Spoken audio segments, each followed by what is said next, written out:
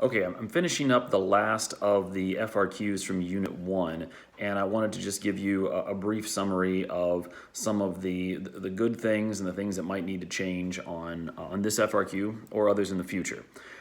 If you have a second, pause this video, go into AP Classroom, pull up the question, pull up your response, and follow along with us.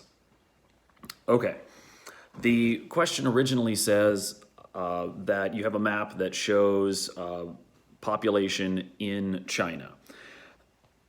This is what we call a stimulus-based question. You're going to see a lot of these on the AP exam. In fact, both of our questions, regardless of which version of the test you end up with, they're going to have a stimulus of some form, a map, chart, graph, picture, something you have to use.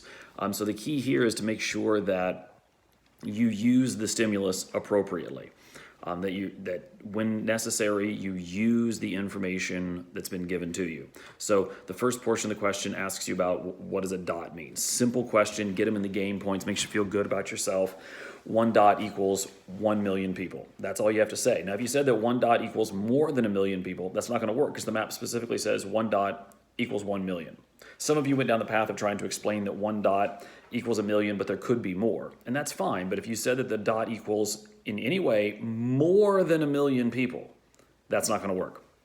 Okay, part B asks you to identify a type of topography on the map. Topography refers to an elevation change. So you've got several things listed on the map. You have the Gobi Desert, which I would prefer that it just says Gobi.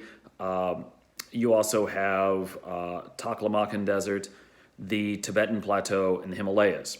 Now, you also have a series of rivers in the eastern portion of China as well. They're not named, but they're on there. And rivers do flow downhill. They're in a lower area with less topographic lines.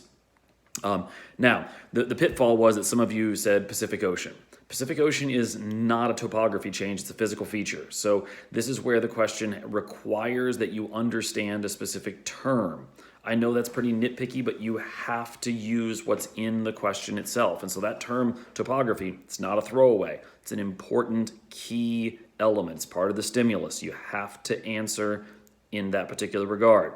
So some of you didn't get points in Part B because you listed Pacific Ocean. So you could get points for any of the features written on the map that are topography.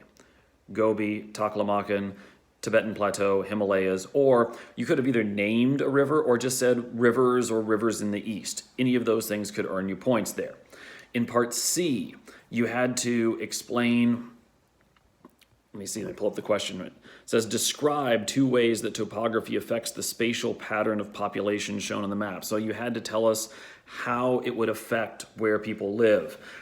So you can't just say deserts are hard to live in, or the Himalayas are really tall mountains and mountains are difficult places. You have to tell me what makes it difficult for people to live there. And you have to think about what the necessities are for life, like fresh water for drinking, fresh water for irrigation, arable land.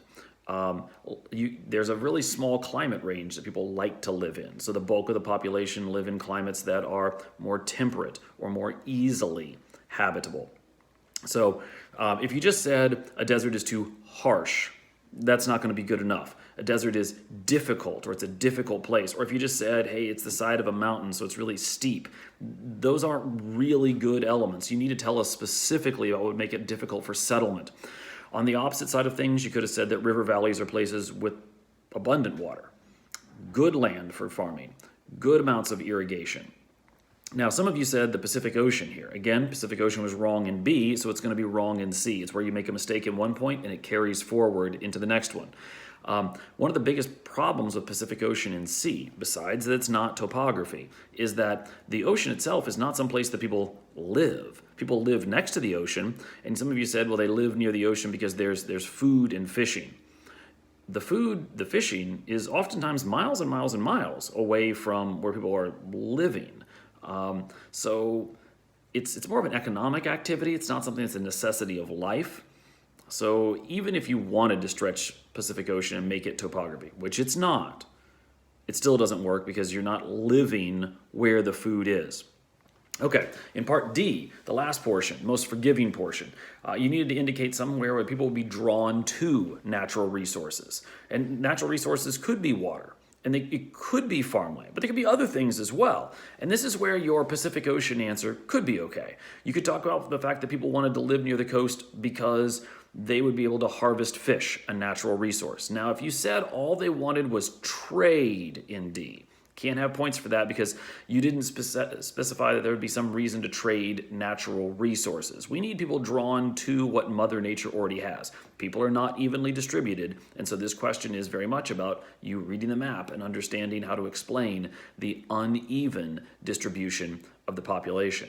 I hope this helps you out a little bit and gets you ready for FRQ number 2. Remember, these are not about trying to punish you and telling you've done something poorly. We're trying to help you understand the question and get as many points as you possibly can each time. As a whole, I think things went really well. One final piece of advice.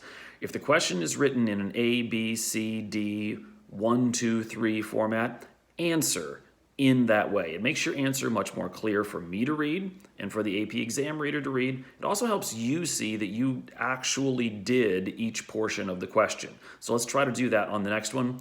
Have a good day. I'll be looking for those answers throughout the week.